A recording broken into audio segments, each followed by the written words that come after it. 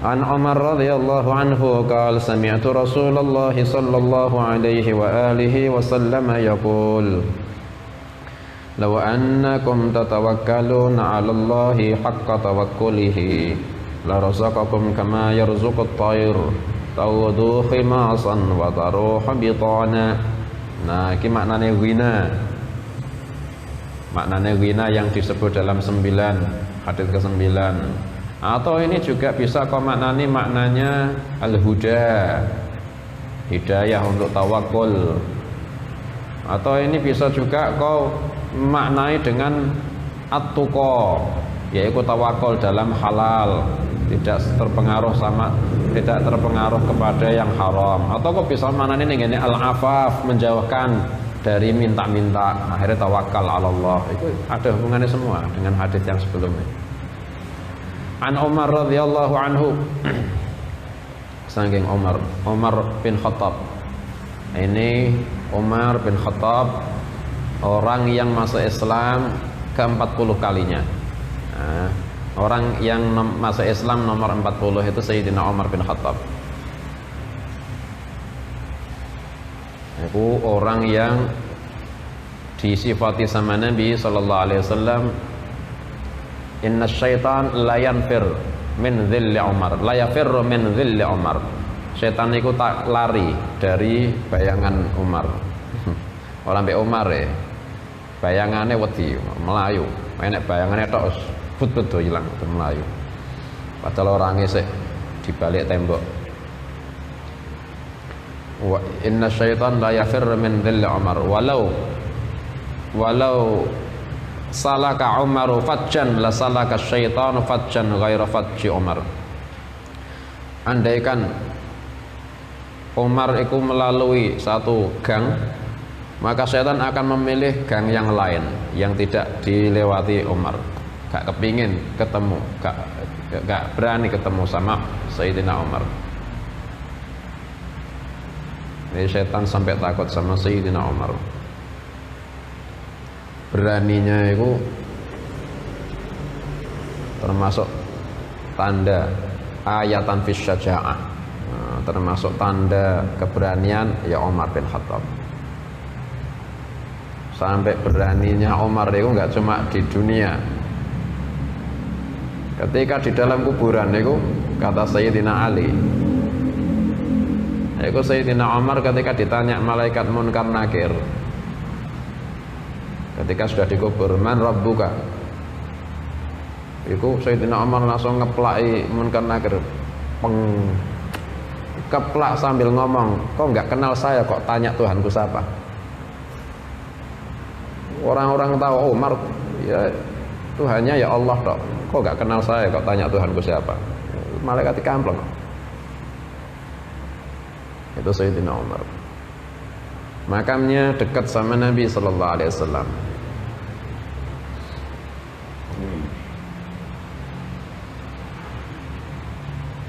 Umar radhiyallahu anhu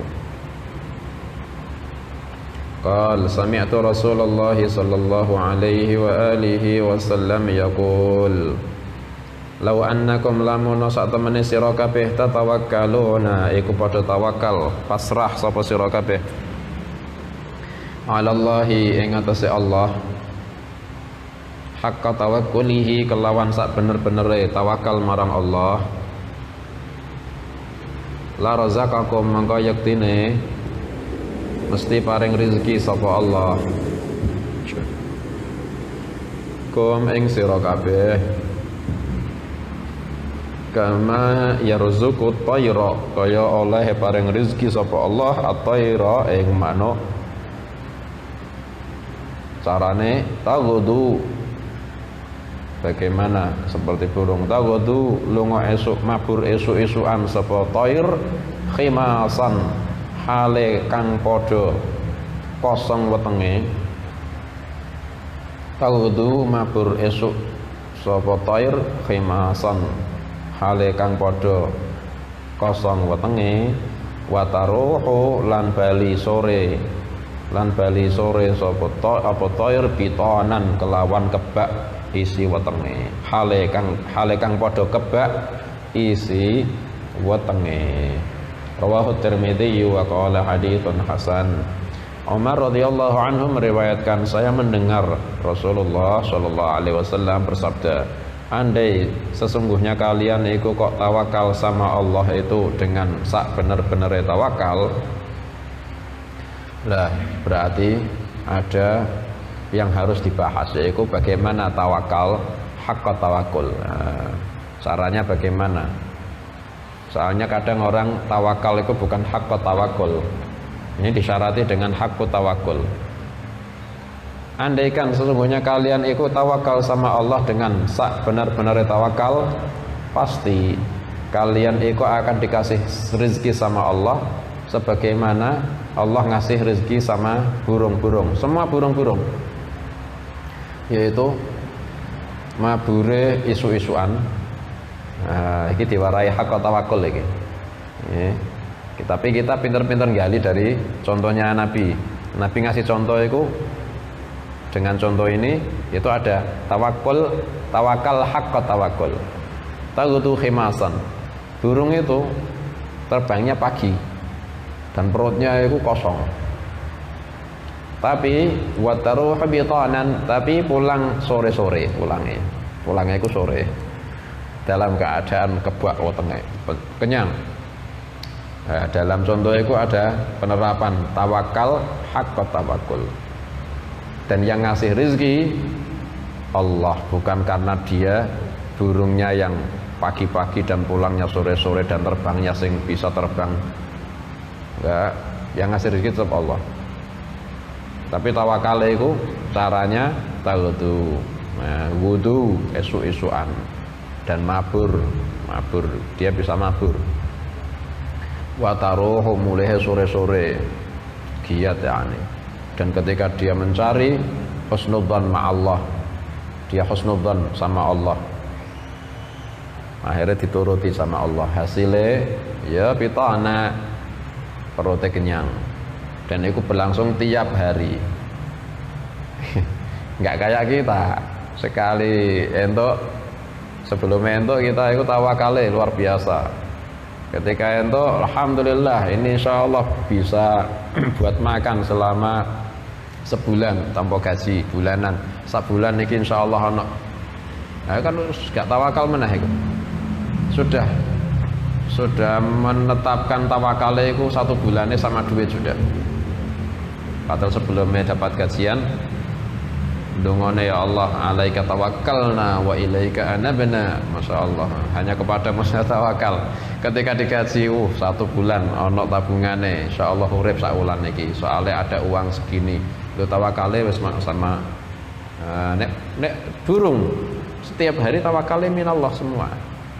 Setiap hari tawakale itu sama Allah semua. Kata Nabi sallallahu alaihi wasallam, "Lau annakum tatawakkaluna 'ala Allah haqqa tawakkulih." Andaikan kalian itu wahai manusia mau tawakal kepada Allah dengan sebenar-benarnya tawakal, itu berarti ada tawakal yang tidak haqqut tawakul. Tawakal itu artinya pasrah sama Gusti Allah. Tapi sebagian orang akhirnya dari maknanya tawakal, yaitu memasrahkan, akhirnya salah paham. Dikiranya dia meninggalkan ikhtiar. Soalnya maknanya tawakal itu pasrah. Akhirnya dia mengambil kepahaman yang ngono, saya nggak ikhtiar, pasrah ya pasrah. Nah, sebagian orang akhirnya salah paham. Makanya disifati sama Nabi haqqat tawakul, yang benar tawakale, bukan pemahaman yang sempit dari maknanya. Enggak. Itu kalian akan dapat rezeki itu. Kama yarzuqut tayra, seperti burung itu tawakalnya haqqat tawakul itu. Contohan burung kata Nabi. Semua burung kecuali burung yang terbangnya enggak pagi-pagi. Kelelawar terbangnya ya maghrib mulai metu. Nah, ini yang dicontohkan ini burung yang terbangnya pagi-pagi dan pulangnya sore-sore, maghrib baru pulang. Ya semuanya burung kecuali burung kelelawar, kecuali burung hantu apa nah. Blekok. Saya keluar itu enggak pagi-pagi pokok. Itu burung-burung yang keluarnya pagi-pagi, itu perutnya kosong-kosong. Dan setiap hari mereka kayak gitu. Saking mereka ikut tawakalnya sama Allah, mereka nggak ada kesibukan menghitung-hitung buat besok itu disimpan, nggak ada. Besok ya sudah besok. Saking pasrah itu gitu. Makanya Kanjeng Nabi Shallallahu Alaihi Wasallam itu nggak ada tabungan ya, nggak punya tabungan Nabi itu. Ini bukan berarti marahnya nggak nabung, bukan loh, jangan salah paham. Cuma orang ya nabung bagus, Zen, nabung punya tabungan ya. Itu bagus. Cuma orang-orang yang tawakalnya itu sekelas ya Rasulullah, kelas Nabi, gak butuh ikut tabungan. Dapat uang banyak sudah, nggak sampai nginep semalam di rumah, nggak sampai. Ya kan Nabi pernah sholatnya itu gak khusyuk, gak jenak sholatnya. Habis salam langsung ke rumah. Kenapa ya Rasulullah? Itu masih ada sisa yang belum tak sedekahke sama orang. Udah semalaman di rumah. Gak betah aku ada tabungan di rumah. Itu kelas tinggi itu. Lah besok ya apa? Kayak bagaimana keluarganya jenengan ya Rasulullah? Tawakalnya sama Allah apa sama duit? Tawakalnya sama Allah apa sama mas-masan? Atau sama asuransi? Tapi kalau nabung mengambil asbab-asbab yang zahir ya bagus. Cuma ya ikut tawakalnya jangan sama tabungan dong. Tawakalnya tetap sama Gusti Allah. Ketika dia itu investasi ini banyak, ada asuransi, wah jaminan sudah, jadi nggak akan bisa bangkrut. Sakit yo tetap bisa bayar rumah sakit. Ya sudah, tawakalnya sama asuransi ini, sama tabungan ya sudah. Gusti Allah pun melepaskan, sekadar dia melepaskan Gusti Allah melepaskan dia nih gini, apa sing ditawakali. Ya wes akhirnya dipasrahkan nih BPJS dipasrahkan nih gini, asuransi nih, ya naudzubillah min dzalik ya.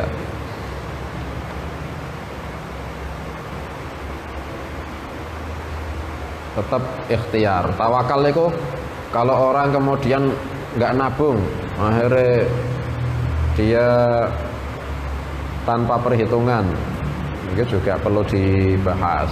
Walhasil tawakal itu bagaimana sih? Tawakal itu tetap ikhtiar, tetap mengambil asbab-asbab yang zahir, tetap mengambil.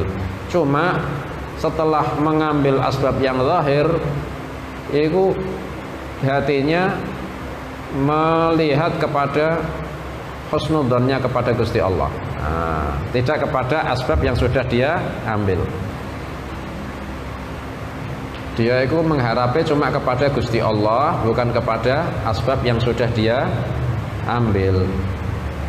Ketika itu dilakukan, ketika dia berharap kepada Gusti Allah, hasilnya dia husnudzon sama Gusti Allah, bukan suudzon. Harus husnudzon, bukan suudzon. Misal dia itu bekerja, berarti asbab zahir sudah dilayani dia bekerja. Kemudian dia menunggu hasilnya bukan dari hasil pekerjaannya, tapi dari Gusti Allah. Sudah, ya Allah terserah jenengan, kan gitu. Tapi terserah itu husnudzon, bukan suudzon. Nah, itu tawakal itu, haqqat tawakkul. Nanti hasilnya bagaimana? Hasilnya apapun yang Gusti Allah kasih, itu yang akan dia syukuri nantinya. Karena itu hasil tawakale itu diberkahi. Syaratnya tawakale hakot tawakul tadi. Ya, itu bisa sesuai kekuatan tawakale orang, beda-beda hasilnya. Sayyidah Maryam alaihissalam ketika hamil itu meninggalkan mihrab. Ketika sampai di bawah pohon kurma, itu sakit, kepingin melahirkan. Ketika perempuan sendirian sakit mau melahirkan, akhirnya di dekatnya pohon kurma yang sudah mati. Pohon kurmanya wis mati. Itu sama Gusti Allah, wa wa huzzi ilaiki bi jid'in nakhlati tusaqit 'alaiki rutaban janiyya. Wa huzzi ilaiki bi jid'in nakhlah, dikasih kabar sama malaikat, wahai Maryam, kau kepingin makanan ya, lapar ya? Iya, saya lapar, saya lemah, sakit, mau melahirkan, nggak punya makanan, nggak punya teman. Wa huzzi ilaiki bi jid'in nakhlah, goyang-goyangan niku pohon kurma di sebelahmu. Pohon kurma itu besar, Mas yo gak sakit nek sing mendorong perempuan, tetep ae nggak ada gerakan sing kaya apa, enggak. Apa meneh perempuan sing sakit melahirkan pisan. Wis goyang-goyangan. Disuruh ikhtiar. Ya wis ikhtiar. Goyang-goyang dengan kekuatan yang dia punya. Dan tentu saja pohonnya nggak ada pengaruh apa-apa. Yang goyang Sayyidah Fatimah perempuan yang sakit kayak gitu, nggak ada sing sampai goyang enggak. Tapi Sayyidah Fatimah tetap aja goyang-goyang sak mampune. Pohonnya tentu saja nggak gerak. Wa huzzi ilaiki bi jid'in nakhlah tusaqit 'alaiki rutaban janiyya, akan rontok di atasmu nanti kurma yang matang-matang. Padahal ketika dilihat itu kurmane ya enggak musim kurma matang, rutoban di situ disifati rutoban, kurma muda. Kurma muda itu ketika musim panas, ketika Ramadan ini ada rutop. Ketika selain musim panas enggak ada rutop. Itu bukan musim rutop. Ya wis disuruh sama Gusti Allah goyang-goyang, kayak ternyata ketika digoyang ke Allah langsung nyeger ke akare, hidup pohone, langsung tangke-tangkene langsung ngawin. Kurma itu berbuah kalau ada perkawinan, apa sari kurmane, sarine itu dikawinke baru berbuah.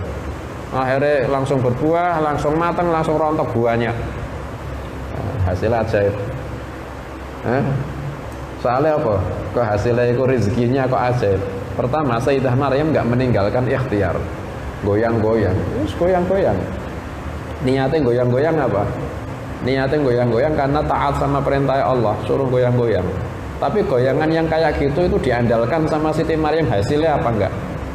Nggak ada sedikit pun memasrahkan hasilnya nenggene ikhtiar macam gini. Itu loh yang harus dilaksanakan. Ikhtiar sak mampune kita, tapi jangan sedikit pun kita ta'alluq sama ikhtiar. Mesti saya itu banyak, nggak ada wis. Tapi ta'alluqnya sama Gusti Allah. Soalnya tahu ini yang memerintahkan nggak akan berbohong. Tuhan saya nggak akan bohong. Tuhan saya nggak akan meninggalkan saya. Tawakalnya husnudzonnya kayak gitu sudah. Ya Gusti Allah pun nuruti. Masa ketika nggak ada rutop, nggak ada kurma muda, langsung rontok banyak. Wa huzzi ilaiki bi jid'in nakhlati tusaqit 'alaiki rutaban janiyya fakuli washrabi wa qarri 'aina. Makanlah, minumlah, sejukkan matamu. Gak usah pikiran stres-stres. Makanan apa yang bisa kau makan, makanan sing enak, nikmati. Iki minallah iki. Nah, ketika sudah dapat gitu harus ojo kemudian enggak mensyukuri, atau kita itu mengkufuri, atau kita ikut meninggalkan mencari yang lainnya. Udah itu yang dari Allah, makanan. Wa kuli washrabi, minuman. Wa qarri aina, sejukkan matamu. Dengan ini semua sejukkan matamu. Jangan kau kepingin yang tidak ada. Jangan. Sing ono iku syukurono. Gak usah menyejukkan mata dengan yang enggak ada di hadapan, malah akhirnya pikirannya stres. Gak usah stres. Iku tawakal Allah itu. Haqqat tawakkul. Taqudu khimasan wa taruh bitana. Alhasil tawakal yang hakut tawakul itu ikhtiar, tetap diambil, asbabul zahir diambil, kemudian tidak melihat sedikit pun yang gini ikhtiare, dia mengharapi cuma marang Gusti Allah, dan dia itu husnudzan kalau Allah nggak akan meninggalkan dia. Itu tawakal Allah hakut tawakul, dan dia itu badane dapat, dia itu ridha sama yang Allah kasihkan.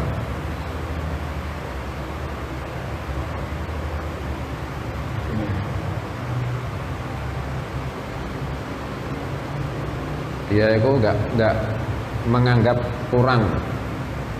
Kalau kepingin boleh, tapi nek menganggap kurang itu artinya menganggap kurang itu enggak ridho sama bagiannya Gusti Allah, itu yang bahaya. Khawatir dia enggak syukur sama yang sedikit, itu dapat menyebabkan yang sedikit itu dicabut. Mesti dicabut pisan gara-gara tidak disyukuri. Mending ketika dia dapat sedikit, dia tahu itu sedikit, sudahlah, ridho ke hati akan kelihatan puas, dan syukuri akan ditambahi Gusti Allah.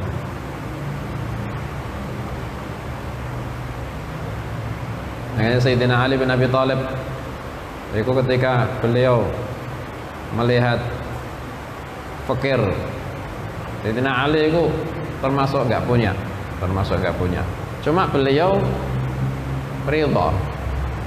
Beliau sampai mengalihkan perhatiannya. Radina qismatal jabbari fina, lanal ilmu walil a'da'i malu.